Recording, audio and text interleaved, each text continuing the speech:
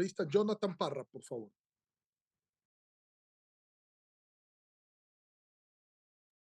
Muchas gracias, señor presidente de la Asamblea Nacional. Compañeros asambleístas, también va a ser muy breve. Me gustaría aportar con algunas observaciones a este primer debate, por cuanto desde el primer día yo lo mencioné, nosotros íbamos a hacer eh, la entrega de un proyecto de ley que reforma la Ley Orgánica de Garantías Jurisdiccionales y Control Constitucional. Es importante hacer varias aclaraciones en cuanto a lo que hemos leído. El proyecto sí busca frenar algunos problemas, no algunos, muchos abusos, desnaturalizaciones del uso de las garantías jurisdiccionales. Por eso, dentro de las observaciones que voy a mencionar, hay varios casos. Mencionaba incluso, felicitaciones también a la presidenta de la comisión. Yo conversaba con la asambleísta Cabezas hace algunas semanas en el Pleno y le decía que estoy próximo a ingresar este proyecto de ley, que estoy seguro vamos a tener la apertura para que se lo trate en el segundo debate, antes del segundo debate, perdón, el informe. Ahora, varias observaciones. Primero, el artículo número 6. En cuanto al artículo 6 del proyecto, que lo que hace es reformar el artículo 7 de la Ley Orgánica de Garantías Jurisdiccionales y Control Constitucional, se regula lo referente, en cambio, a la competencia para que puedan conocer estas acciones constitucionales, determinándose, por ejemplo, de que el accionante sea funcionario sujeto a fuero, se podría observar lo dispuesto en el Código Orgánico de la Función Judicial. Pero esta disposición no es adecuada. ¿Por qué? Porque el fuero aplica únicamente para habeas corpus, no para el resto de garantías jurisdiccionales, en las cuales, por ejemplo, tienen que observarse las reglas tradicionalmente ya establecidas de competencia. En cuanto a la observación al artículo 10, a ver, el artículo 10, que reforma el mismo artículo de la ley actual, en el segundo inciso establece que si la demanda no se completa, el juez debe inadmitir la causa, lo cual en cambio va en contra del carácter informal de las garantías, así como también de un precedente. Recuerden que en esto es importante, la comisión sé que tuvo mucho aporte de la academia y yo como constitucionalista y académico y con el aporte de varios constitucionalistas en mi comisión, que los quiero nombrar igual porque son valiosos constitucionalistas, como la doctora Nilerazo, aportes de varios abogados, Leonida Chiliquinga, Jorge Chávez. Bueno, dentro del debate que armábamos para mi proyecto, mencionábamos que no podíamos ir en contra de la sentencia 102-13-CEP-CC. ¿Por qué? Porque esta sentencia de la Corte estableció que la última decisión del juez constitucional es inadmitir el caso, porque esta decisión solo puede ser adoptada cuando exista un requisito insubsanable en la garantía. Por eso es que en el inciso tercero también se prevé que cuando un juez establezca que la declaración haya sido falsa, se declarará abuso del derecho. Pero la Corte Constitucional ya señaló que la identidad de objeto y acción debe ser analizado en la audiencia a fin de que pueda discutirse o debatir las circunstancias del caso y ahí sí observar si se ha producido un abuso del derecho como tal o no. Por eso es que esta disposición no debe ser incluida, creo yo, en el artículo número 10. En el artículo 19 y 20, que se refiere a la modificación del artículo 18 de la ley orgánica actual, el párrafo tercero del artículo establece que cuando la reparación se ordene tratado, se establecerá un juicio contencioso administrativo y cuando sea contra un particular, en vía verbal sumario. Pero hay que señalar que la Corte Constitucional, en la sentencia 004-13-SAN-CC, declaró inconstitucional la palabra juicio del artículo 19 de la ley.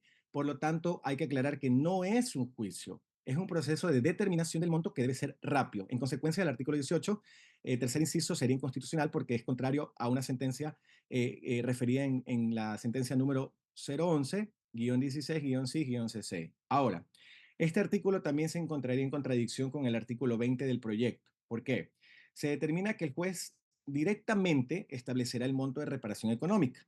Es indispensable que en este artículo se incluya el proceso que la Corte ya desarrolló al respecto de la reparación integral. ¿En qué sentencia? En la que acabé de mencionar, la cual va a permitir que se presenten como propuesta en un proyecto de ley que se incorpore para el segundo debate. Voy a hacer llegar estas observaciones igual. Y dos temas más es las observaciones del artículo 27. Agrega un artículo enumerado al artículo 27 de la ley actual, en el cual se desarrolla la enmienda de oficio de una medida cautelar, determinando que la enmienda debe darse únicamente al momento de abocar conocimiento y calificar la garantía. Pero esta disposición lo que hace es inobservar el proceso de las medidas cautelares en el que no hay una fase de admisión como tal por la naturaleza, por la urgencia. Pues entonces, siendo indispensable que una vez que usted presenta la acción, el juez resuelva o no su concesión, Por ello es que la última parte de este artículo debe cambiarse estableciendo que la decisión de enmendar la garantía deberá efectuarse en la resolución de medidas cautelares de forma motivada. En el artículo 28 del proyecto de ley, que modifica el artículo 32, se establece la obligación de que las medidas cautelares sean notificadas a las instituciones que han sido accionadas, pero esto inobserva una vez más lo que la Corte Constitucional dijo en la sentencia 026-13-SCN-CC. Declaró que el artículo 33 establece que no es necesaria la notificación a la institución accionada porque la naturaleza de esta solicitud de esta medida es la rapidez, pues, y la inmediatez de la medida cautelar, si no se pierde su naturaleza. Voy a ser breve con dos más. El artículo 33, que reforma el artículo 42, omite diferenciar las causales de admisión y procedencia de la acción de protección, que la Corte Constitucional ya aclaró en la sentencia número 102-13-CEP-CC. Y por último, se reforma el artículo 142 de la ley actual, con el artículo 50 del proyecto que estamos debatiendo, estableciendo que la posibilidad de la consulta de norma pueda ser remitida por cualquier autoridad, incluso administrativa. Esto no es posible, esto no es adecuado en mi punto de vista, porque se va a cambiar la naturaleza o la posición de la Corte Constitucional, porque va a ser más un órgano de consulta y dada la carga laboral que nosotros sabemos cuántos años pasan para que conozcan hay ciertas acciones extraordinarias de protección. Por ejemplo, por eso es que la consulta de norma, conforme a la Constitución, lo determina que debe ser remitida únicamente por el juez. Ampliar el ámbito sería no observar lo dispuesto en nuestra Constitución de la República. Como gobierno nacional y como bancada oficialista, nosotros estamos, y todos los ecuatorianos, incluso otras bancadas, como decían en el inicio, ¿por qué podemos apoyar y debemos apoyar?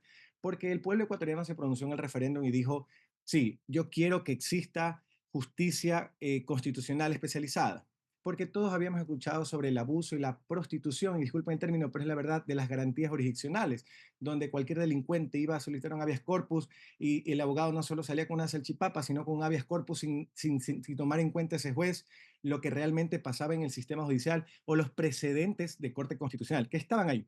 Por eso, estas reformas deben ir encaminadas a precautelar la naturaleza de esta materia. ¿Cuál es la protección de los derechos constitucionales?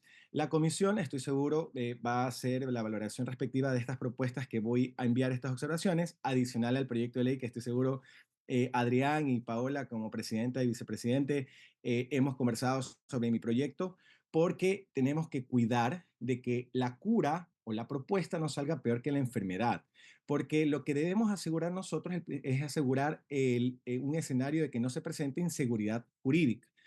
Un tema muy profundo es el establecimiento, por ejemplo, de esta justicia constitucional especializada, pero para eso debemos revisar a fondo qué pasa con el tema de la garantía de los derechos a través del costo de los derechos, lo que mencionábamos siempre en la academia. El Consejo le habló en su anterior con su presidente anterior sobre cómo va a funcionar esto. Queridos asistas, este proyecto de ley es muy importante. No lo minimicen, que esto toma parte de verdaderos planes de anticriminalidad que aseguran un sistema judicial para que hagan lo que dijo la Corte Constitucional y así no estarnos quejando de cuando el juez dice es que yo no sabía, yo no fui, había policías y los militares agarren a los delincuentes, el sistema judicial aporte de manera correcta a darle seguridad a los ecuatorianos.